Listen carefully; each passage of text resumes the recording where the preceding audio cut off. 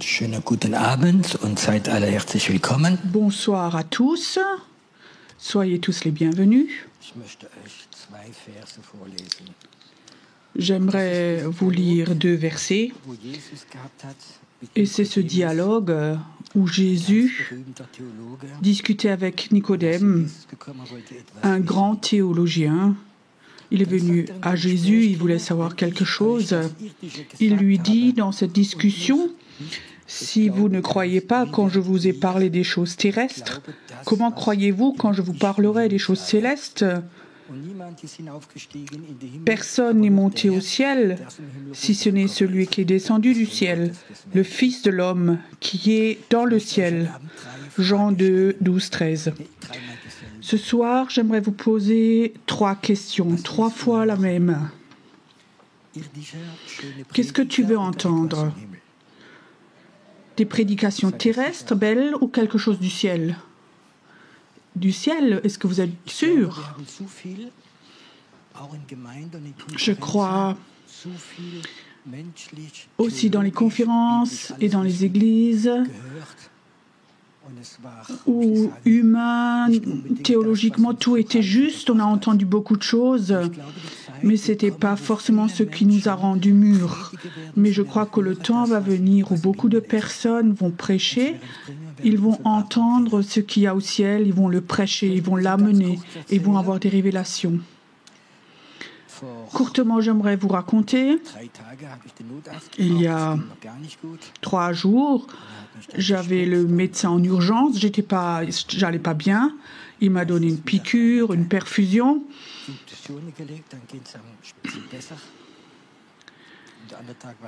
Après, j'allais un peu mieux. Le jour d'après, j'étais assez fatiguée. Et le jour d'après, j'avais un rêve. Et parfois, quand nous avons des rêves, on sait Dieu a parlé. Mais on ne les comprend pas forcément. Vous connaissez ça? Et j'avais comme ça un rêve. J'avais l'impression d'abord que j'étais à Pertisau. Je vais me promener. Et tout d'un coup, je vois, il y a un chemin, je ne le connais pas, et ça monte un peu une montagne. Donc, j'ai monté cette montagne, et en haut, je vois un très bel hôtel. Il y avait de belles lumières, vraiment un hôtel de luxe, un bel immeuble, ça m'attirait. Et je disais, il fallait que j'aille là, je ne savais pas qu'il y avait ce truc, que ça existait. Et alors, je voyais en dehors où il y avait de belles chambres et elles sortaient directement, elles avaient une terrasse et sortaient directement dans une prairie. Et je pensais, je m'assieds là, c'est tellement beau. Alors, je suis allée là. Cette prairie a peut-être 20 mètres et après, il y avait un fossé de 500 mètres, ça descendait. Il n'y avait pas de barrière, rien du tout pour protéger. Et ça peut être dangereux si les gens sortent des chambres et vont là, glissent et tombent. Et donc, moi, j'ai pas peur de cette falaise. Et j'étais assis un long moment. C'était beau et je voyais au-dessus du paysage, les lacs et c'était beau. Et tout d'un coup, je sentais quelqu'un derrière moi me donne la main et je me tourne. ça pourrait être qui? Donc elle m'aide à me lever. Et je voulais dire, j'aurais sans doute aussi réussi tout seul sans tomber. Je regardais cette femme. Et je pensais d'abord que c'était quelqu'un de notre groupe et elle ne me connaissait pas. Non, mais rentrez donc, la maison vous accueille. Mais elle disait, mais je ne suis pas client. Elle dit, ça fait rien. Je suis rentrée dans le couloir. Tout était très beau, luxueux.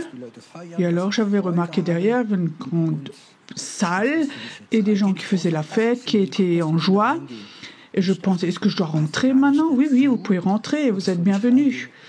Et je pensais, mais ça va, tout ça va pas ensemble. Je dois rentrer prêcher l'évangile ou quoi? Ou quelque part, j'ai l'impression que je dois pas rentrer.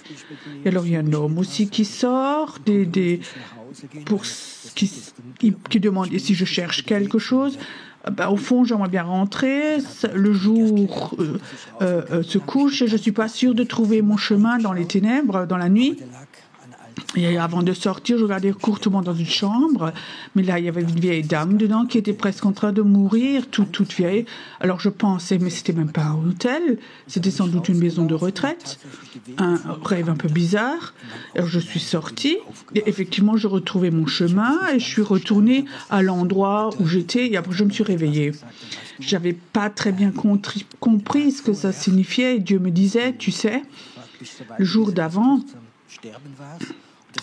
tu étais au point où tu étais presque en train de mourir. Et ça, c'était ce fossé, cette falaise. Et l'ennemi t'a emmené dedans, comme c'est confortable, la fin est beau et tout. Et je sentais que c'était pas ma place ici, il faut que j'aille ailleurs. Et Dieu m'a parlé très sérieusement avec moi. Et il a dit, tu sais, quand tu avais tellement de douleur que tu étais malade, alors je ne suis pas un héros. Je souhaitais en fait de tout mon cœur, Seigneur, si tu veux me chercher, plus de douleur, c'est beaucoup plus beau, les enfants sont grands et tout va bien à l'église, je préfère être chez toi maintenant. Alors le Seigneur m'a parlé le jour d'après, il a dit, ça t'as plus le droit de faire. Il ne faut pas que tu appelles l'esprit de mort, mais l'esprit de vie, l'esprit de vie. Tu sais, parfois ça va tellement vite dans le monde invisible que nous avons désir de mort et l'esprit de mort vient. Et le Seigneur dit, j'aimerais que tu apprennes, Pierrot, quand tu vas pas bien, proclame la vie de Dieu sur ta vie. Jusqu'au dernier jour de ta vie, tu rentres dans ton appel. Et alors je me suis réveillée. Le Seigneur m'avait expliqué ça le jour d'après. Et après je me réveille, le Seigneur me dit, aujourd'hui j'ai prévu quelque chose de grand, comme une grande bénédiction. Je me suis réjouie. Je suis allée dans ma salle de prière, dans mon fauteuil. Le Seigneur me dit, maintenant, je vais prendre ton esprit. Et quelque part, je savais, je suis dans ce château à Schwetzingen et je traverse donc ce bâtiment dans l'esprit et je voyais qu'il y avait 7 ou 8 salles fermées à clé. Et derrière ces portes, il y avait des démons. Et je disais, Seigneur, qu'est-ce que ça signifie? Il dit, oui, il y a des pièces, il y a des choses occultes qui ont été faites, des malédictions, et là, les gens n'ont pas le droit de rentrer. Et je disais, Seigneur, qu'est-ce que je dois faire? Il dit, il y a donc des anges à côté de toi. Mets-toi devant ces portes et marche, passe devant. Et tout d'un coup, je voyais comme les portes s'ouvraient l'une après l'autre. Et le Seigneur disait, dans l'esprit, souvent, tu vas ouvrir des portes spirituelles. La Bible dit, je vous donne une clé pour ce que vous ouvrez sur la terre et ouvert dans l'esprit au ciel. Je savais que le Seigneur dit, je vais appeler beaucoup de personnes et ils vont entendre des messages du ciel, ils vont avoir cette foi et ils vont avoir cette autorité et ils vont apprendre dans le monde invisible à recevoir de l'autorité. Mais là, il était écrit, personne ne peut parler du ciel quand on n'était pas au ciel. Et le Seigneur me dit, il y a 2 jours, tu étais tout près, dit le Seigneur. Et alors, on a commencé à parler de mourir, de la mort. Et il dit, tu sais, beaucoup d'entre vous ont sans doute un appel. Nous avons un désir d'aller dans ce niveau-là. Mais le Seigneur dit, ça coûte un prix, il y a un temps de mort avant. Je ne sais même plus où c'était l'année dernière en Tunisie ou ailleurs. Quand je prêchais, pendant un court instant, il y a une femme qui venait vers moi après le culte jeune. Elle était vraiment touchée et elle me dit, Pierrot, je comprends ce que tu vis. Et je ne sais plus s'il y a 2 ou 3 semaines, j'ai perdu mon enfant qui avait 6-7 ans. Et pendant que cette sœur me parlait, je sentais cette mort, je sentais cette douleur. Je ne sais pas si vous savez qu'il y a quelque chose de pire pour une maman que de perdre son enfant. Je sentais cette douleur, cette mort qui était là. Je ne pouvais même pas correctement parler parce que je sentais cette mort qui était encore là. Le Seigneur dit, je vais fortement utiliser cette femme dans le monde invisible, à aller dans le monde invisible pour qu'elle soit, des messages du ciel viennent chez elle.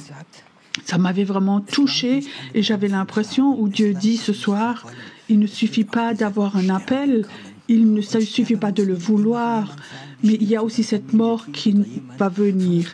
Et ça ne veut pas forcément dire que quelqu'un meurt de la famille, enfant ou quelqu'un, il y a d'autres morts.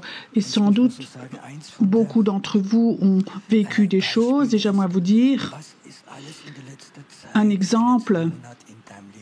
Tout ce qui, dans les derniers temps, dans les derniers mois, qu'est-ce qui est mort dans ta vie? Vous connaissez ça, vous avez une vision. Vous avez aussi des visions dans votre vie. Tu veux construire une maison, tu veux avoir une entreprise, tu veux avoir un travail et d'autres choses. Et tout d'un coup, tout s'est anéanti. Tu as tellement espéré, tu as tellement prié pour l'avoir. Vous connaissez cette mort? Où tu t'es marié et tu avais cette assurance. Avec un chrétien, tu ne divorceras pas. Et tout d'un coup, le mari te quitte ou ta femme et tu es là tout seul. Qu'est-ce qui se passe en toi? La mort. Tu ne peux pas le croire, mais c'est arrivé, c'est passé. Je crois, cet appel de Dieu pour ce monde invisible va venir sur des personnes qui ont vécu cette mort ou ton meilleur ami. Tu as tellement eu confiance et tout d'un coup, il t'a tellement trompé. Vous savez ce qui se passe? Il y a quelque chose qui meurt en nous. Cette confiance dans les humains. Tu es allé à l'église et tu as tellement espéré. Tu es à un endroit, tu es aimé, estimé, tout est clean. Mais ce n'est pas toujours tout clean. Et tu l'as vécu. Et quelque chose meurt en toi. Je crois que nous allons dans un temps où Dieu va appeler des personnes et ils vont entendre le ciel. Ils vont avoir des messages du ciel. Ils vont avoir des missions du ciel. Mais ça coûte un prix. Dieu va parfois tout te prendre, tout ce qui t'est important. Il va tout te prendre et tu sais quoi? Ce n'est pas le diable, c'est Dieu. Moi, ça m'intéresse. Parfois, je suis curieux. Qui d'entre vous, les derniers temps, ont déjà vécu cette mort? Levez voir la main. Je crois que je suis au bon endroit avec le bon message.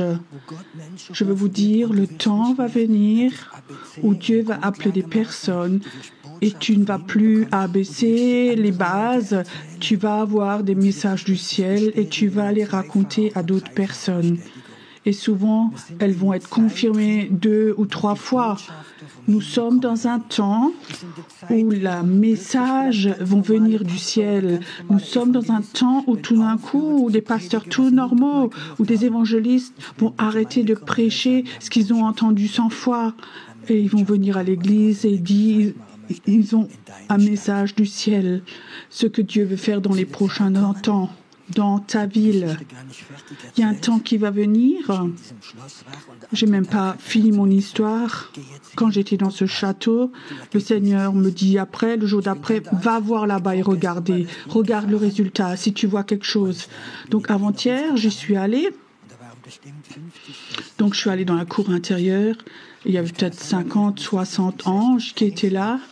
Et je peux te dire, quand il y a quelque part 50, 60 ans, j'ai la gloire de Dieu. Et là, c'est quelque chose qu'on ne peut pas oublier. J'avais l'impression que je dois juste rester debout là, comme ça. Et j'avais l'impression comme si les anges ont regardé et ont dit, toi, tu es notre homme. Tu es notre homme. Tu es mon homme, ma femme.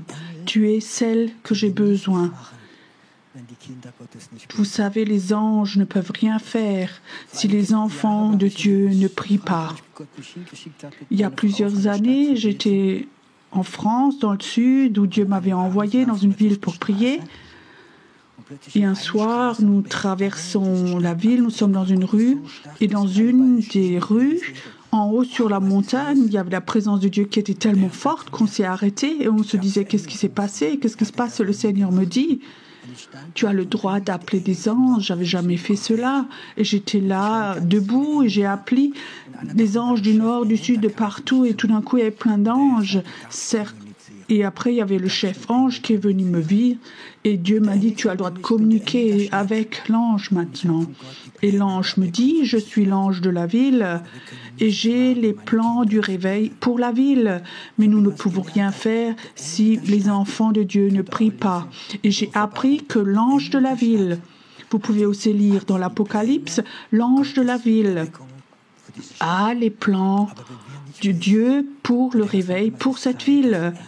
Mais si nous ne prions pas, et Dieu dit il est temps, et que les intercesseurs communiquent ensemble, pas des intercessions, on dit j'aimerais avoir ce travail, ces examens, mais pour construire le royaume de Dieu. Est-ce que tu as ce désir du royaume de Dieu?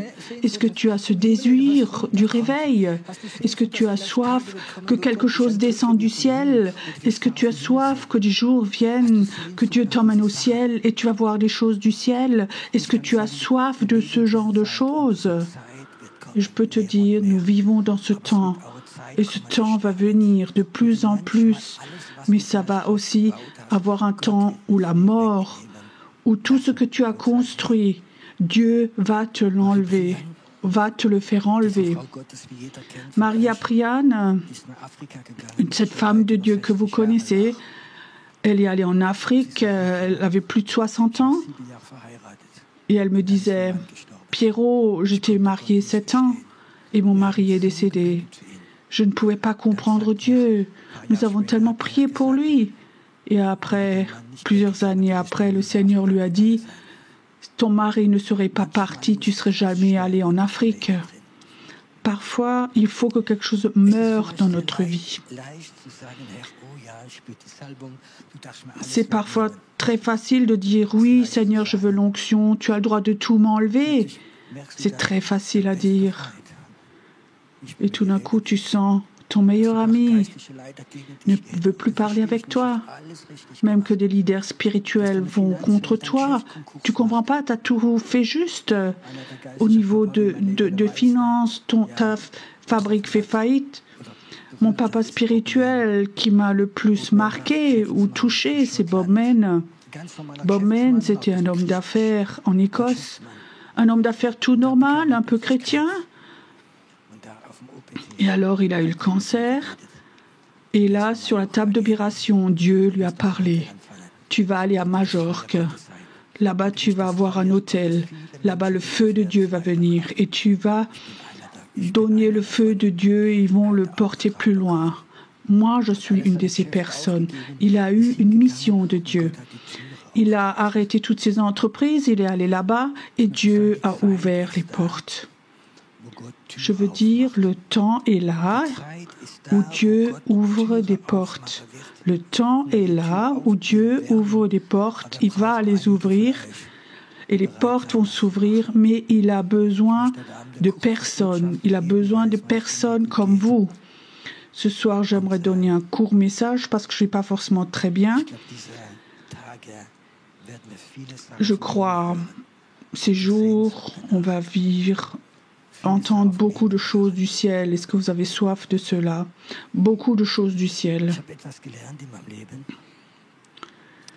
J'ai appris quelque chose dans ma vie C'est plus facile de donner quelque chose à Dieu qu'il te demande au lieu d'essayer de le retenir, et il faut qu'il te le prenne.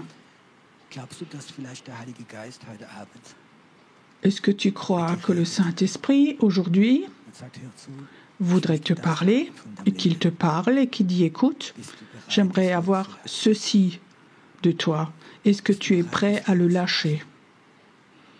Est-ce que tu es prêt de lâcher ça? Est-ce que tu es prêt que je te prenne tout, que tu sois comme un Job pour t'appeler? » Et tu dis « Non, Seigneur, moi j'aime tout ce que j'ai, je t'aime toi, et je me réjouis de ta bénédiction. Laisse-moi à la fin de ma vie aller au ciel, ça me suffit. Laisse-moi être un chrétien tout gentil. » Ou est-ce que tu es prêt à dire « Seigneur, tu as le droit de tout me prendre. » Tu sais, une des choses les plus dangereuses qui existent, c'est la bénédiction de Dieu. Nous avons tellement appris à être bénis. Il est écrit, on peut lire toutes les bénédictions, on va avoir cette bénédiction. Mais cette bénédiction peut être la cause que nous sommes confortables. Dans la Bible, il y a une histoire. Moïse et le peuple d'Israël dans le désert, quand ils étaient là, ils sont sortis d'Égypte, ils ont été libérés. Et alors quelque chose s'est passé qu'on ne pouvait pas comprendre. Les maîtres ont lâché leurs esclaves, ils leur ont donné de l'or, de l'argent. Et tu sais quoi? Avec cet argent et cet or, ils ont fait un veau d'or et ils l'ont adoré. Et ça, c'est la cause qu'ils ne sont pas allés dans le pays promis. Si la bénédiction de Dieu, la chose la plus importante de ta vie, alors peut-être que de la bénédiction te fera un veau d'or, tu seras confortable, tu seras satisfait, tu racontes à tout le monde tout ce que tu as eu, comme Dieu t'a béni et Dieu t'appelle et tu te dis j'ai besoin de toi. Mais quand on est comme ça tellement à l'aise, on n'entend plus son appel, ou d'aller dans le surnaturel, dans les choses nouvelles, d'avoir des messages du ciel. Ça signifie que souvent il y a une mort qui se passe. Je suis prêt à tout donner, à tout te donner. La chose la plus importante, c'est construire le royaume de Dieu. Tu ne vis pas pour cette terre seulement, mais pour l'éternité. Quand nous avons compris quelque chose, ce qui est sur la terre, c'est pas tellement important. Mais j'aimerais maintenant d'abord prier pour les personnes qui les derniers temps ont vécu cela.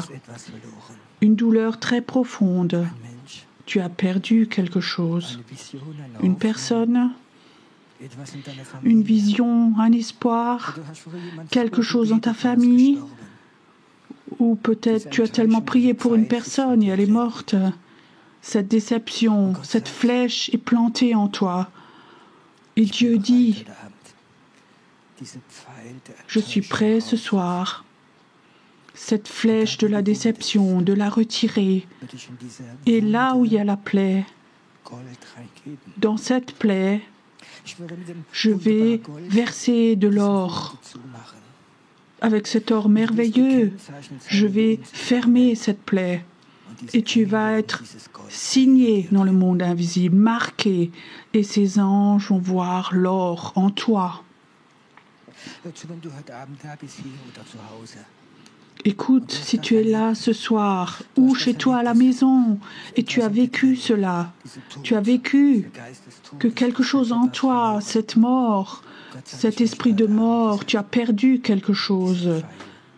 Et ce soir, Dieu dit, j'aimerais retirer cette flèche, et tu vas voir, comme ce soir, de l'or du ciel va venir dans cette plaie, et tu vas être marqué pour le monde invisible. J'aimerais que maintenant, que tu ne joues pas avec Dieu.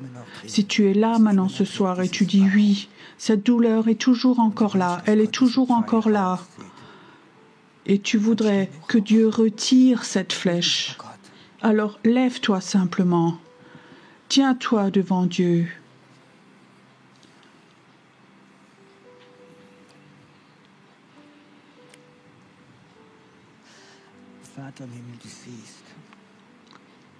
Père au ciel, tu vois combien de personnes sont là et ils ont un morceau de mort en eux qui s'est produit, venu par cet échec. J'aimerais que tu viennes maintenant. J'aimerais que des anges viennent du ciel maintenant. Et où ces flèches vont sortir, j'aimerais que de l'or pur maintenant coule dans les plaies. Dans ces déceptions, que l'or rentre dedans. Que ce soir, que quelque chose se passe, qu'il soit marqué dans le monde invisible. Aussi, ce qui s'est passé peut-être il y a des années, c'est toujours encore en toi. Dieu voudrait enlever ces déceptions. Tu appartiens à ceux qui ont vécu cette mort et ils ont surmonté cette mort, cet esprit de mort. Merci Seigneur, que les anges font cela ce soir. Que ce soir, que tu les touches, que tu vas chez toi et que tu sens, toi, c'est parti. Je suis prêt à tout donner. Il n'y a rien en moi, rien du tout. Merci Seigneur, que là où certaines plaies ont amené l'amertume, que ce soit effacé. Et il y a une paix merveilleuse qui vient maintenant, une onction prophétique au nom de Jésus. Élève tes mains maintenant vers ton Dieu et reçois.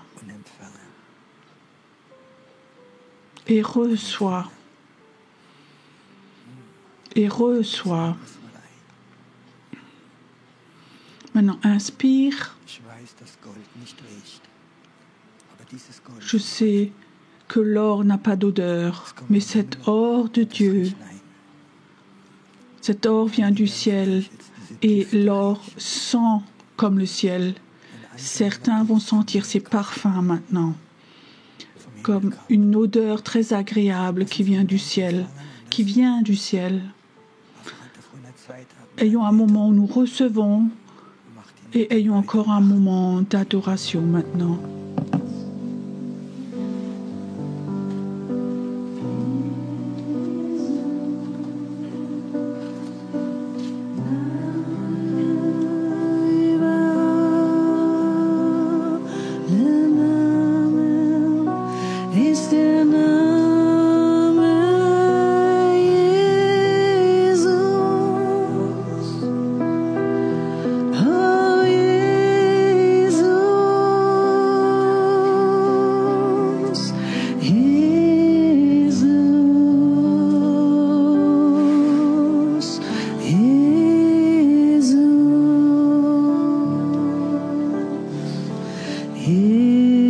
Jesus.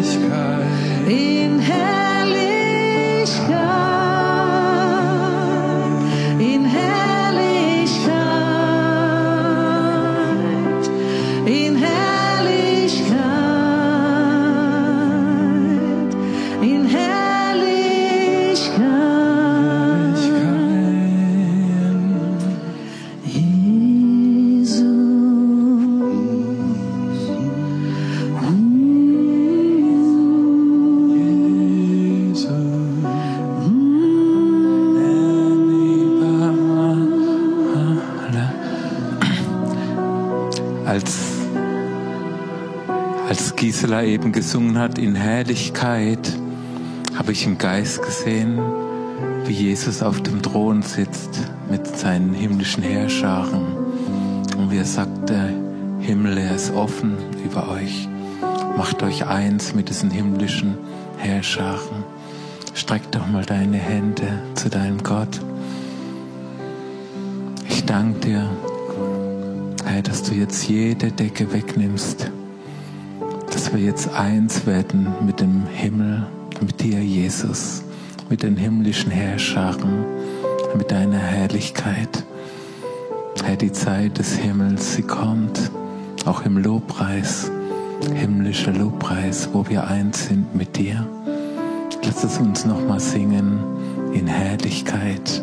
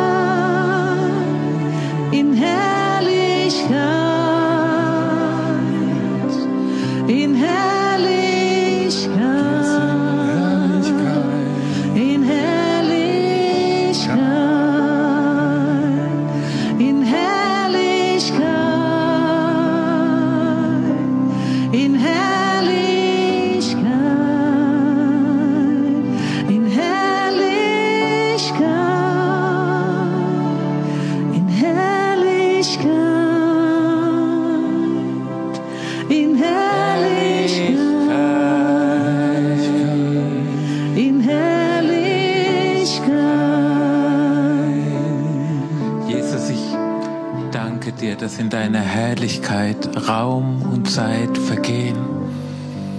Danke, dass du da bist mit deiner Herrlichkeit und gleichzeitig sind wir bei dir in deiner Herrlichkeit.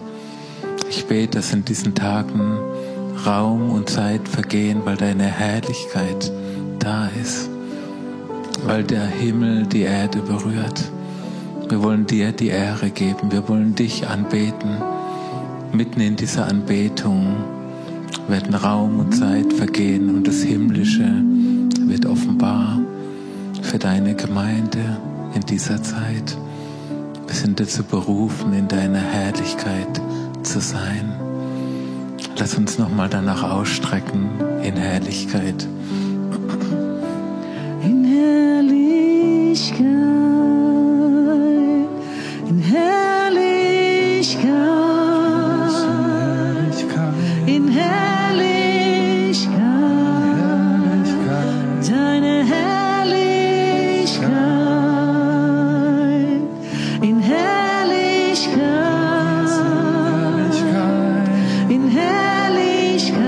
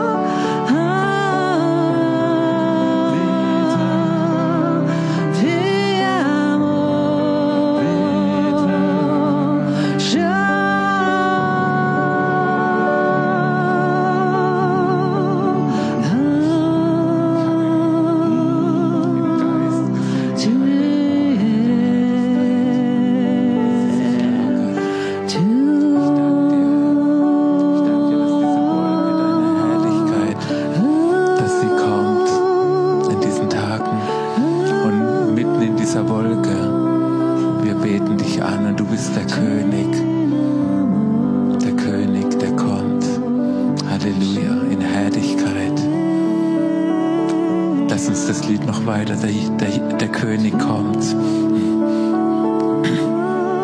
König kommt, der König kommt, der König kommt, der König kommt, unser König kommt, unser König kommt, der König kommt, der König kommt, der König kommt, König kommt, der König kommt, der König kommt,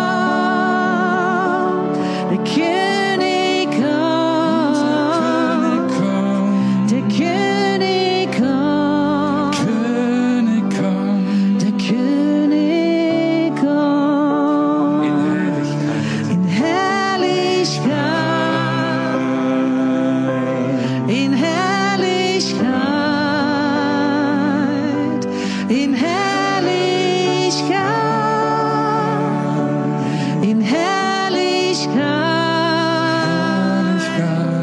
in Herrlichkeit,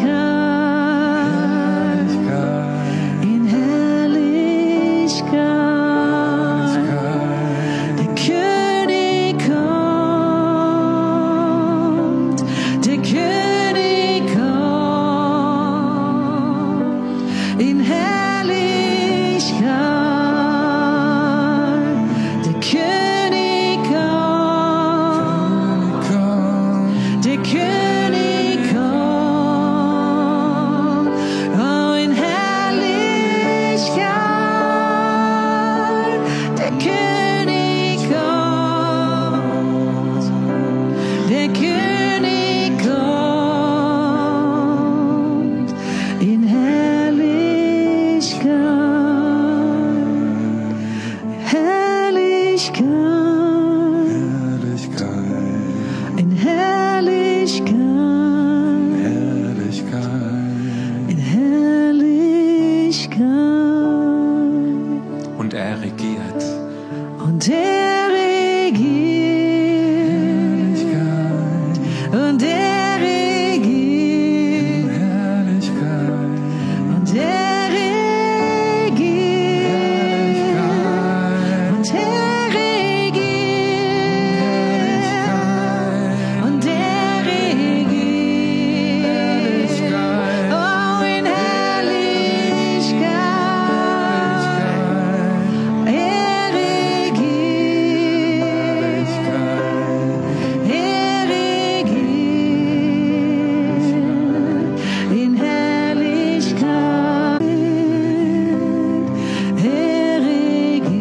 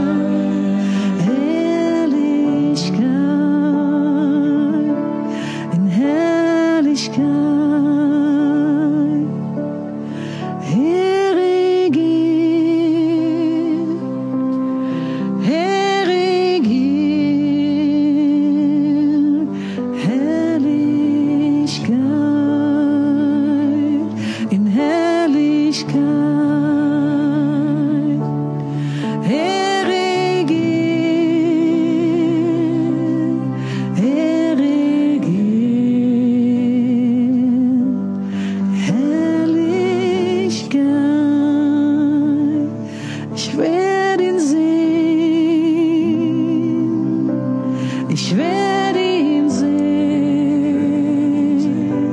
in Herrlichkeit. Ich werde ihn sehen. Ich werde ihn sehen. Oh, in Herrlichkeit. Herrlichkeit. Ich werde ihn sehen. Ich werde ihn sehen. Oh, in Herrlichkeit. In Herrlichkeit. Ich werde ihn sehen.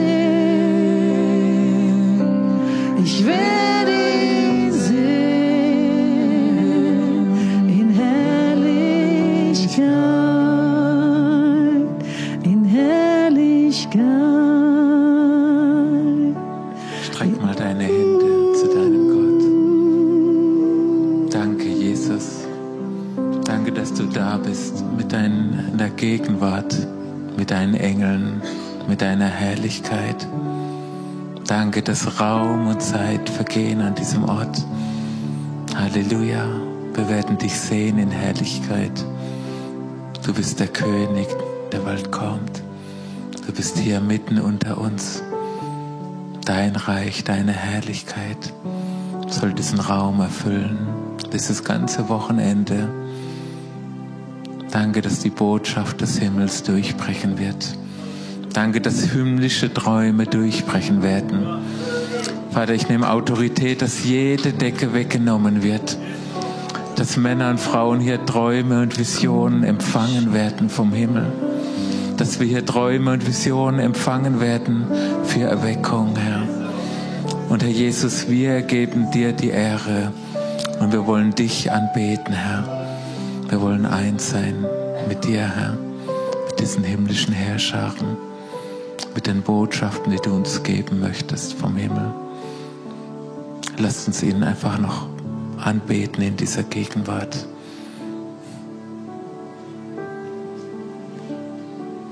Komm, lasset uns anbeten. Oh, lasset uns anbeten. Komm, lasset uns anbeten.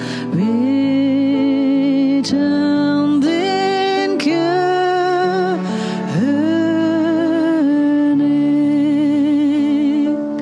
Komm, lasset uns anbeten. Komm, lasset uns anbeten.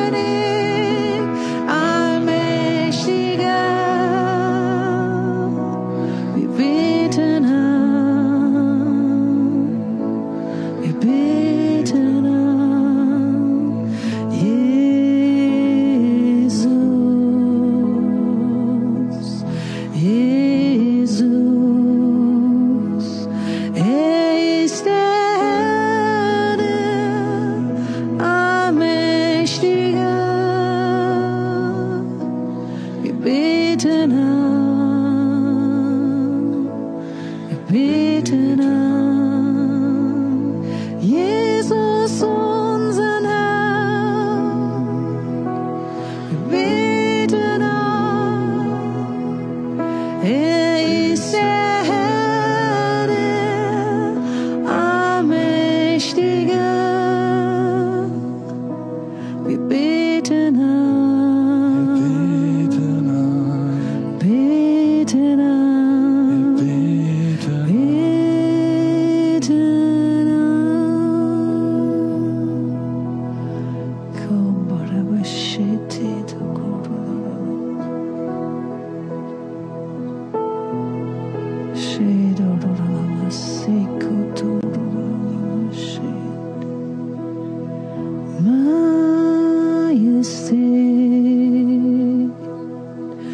herrliche Majestät, dir sei Ehre, Herrlichkeit und Lob.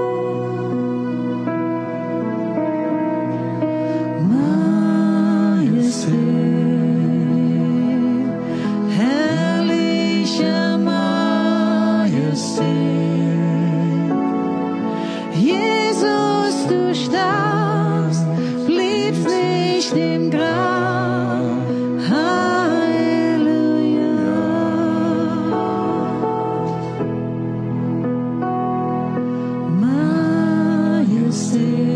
Majestät, herrliche Majestät, dir sei Ehre, Herrlichkeit.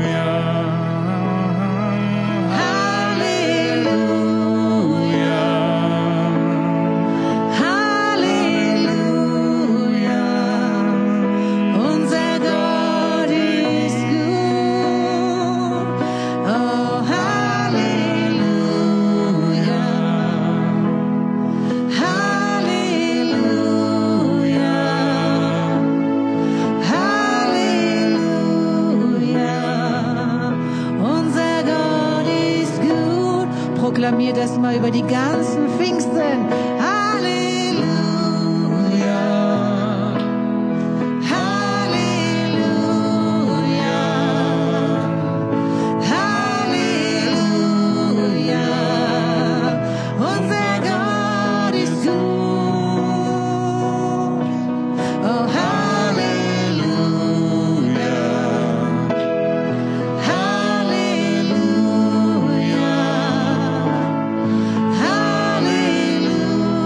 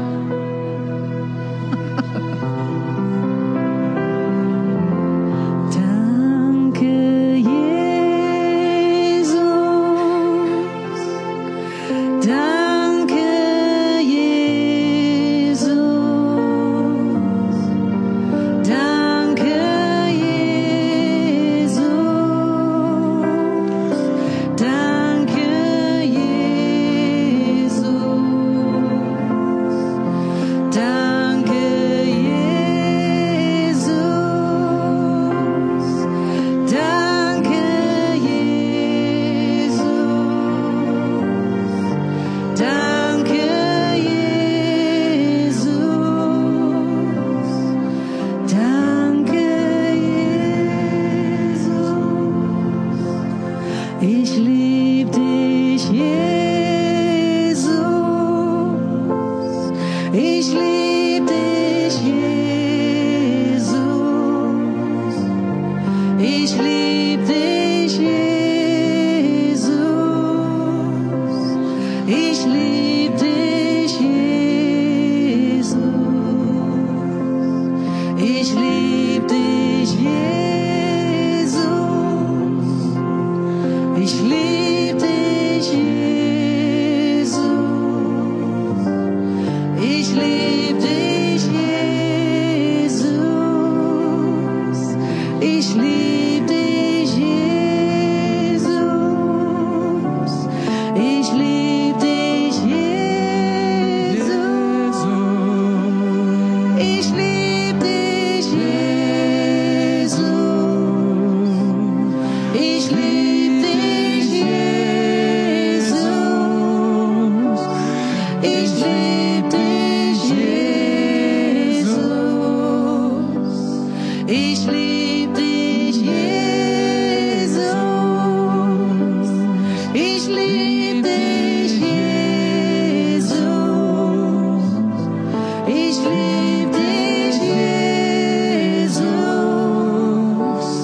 Ich lieb dich, Jesus. Sei willkommen.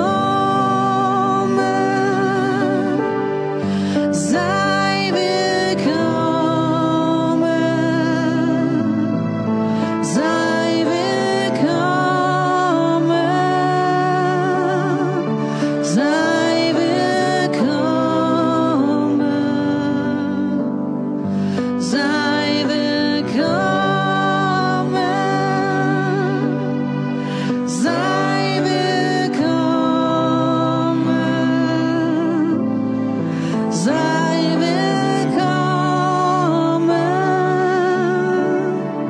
Sei willkommen. Jesus. Ich lieb dich, Jesus. Ich lieb dich, Jesus. Ich lieb dich, Jesus. Ich lieb dich, Jesus. Ich lieb dich, Jesus. Ich lieb dich, Jesus. Ich lieb dich, Jesus. Ich lieb dich, Jesus. Sei willkommen. Sei willkommen. Sei willkommen. Sei willkommen. Du darfst es auch gern zu deinem Nachbarn singen. Sei willkommen. Sei willkommen. Sei willkommen. Sei willkommen. Vielleicht streckt ihr die Hände aus fürs Internet und sagt einfach, seid willkommen, Internet. Alle, die ihr zugeschaltet habt, dass wir eine Einheit werden in diesem Raum mit dem ganzen Internet, World Wide Web. Sei willkommen. Sei willkommen. Sei willkommen. Sei willkommen. Sei willkommen. Sei willkommen.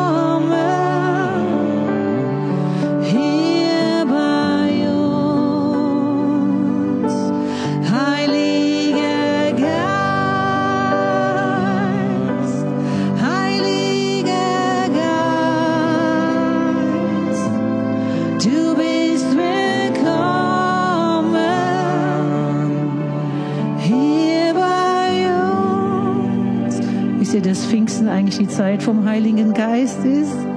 Pfingsten ist die Zeit vom Heiligen Geist. Heiliger Geist, Heiliger Geist, Heiliger Geist,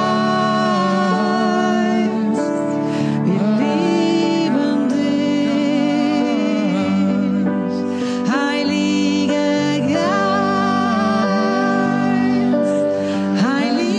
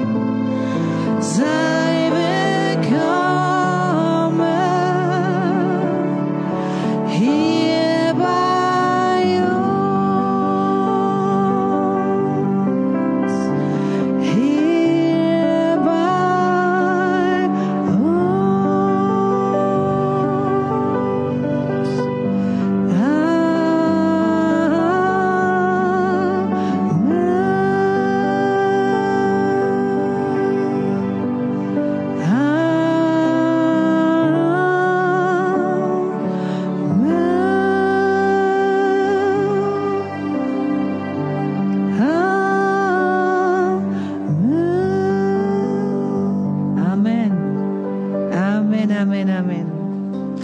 Amen, amen, amen.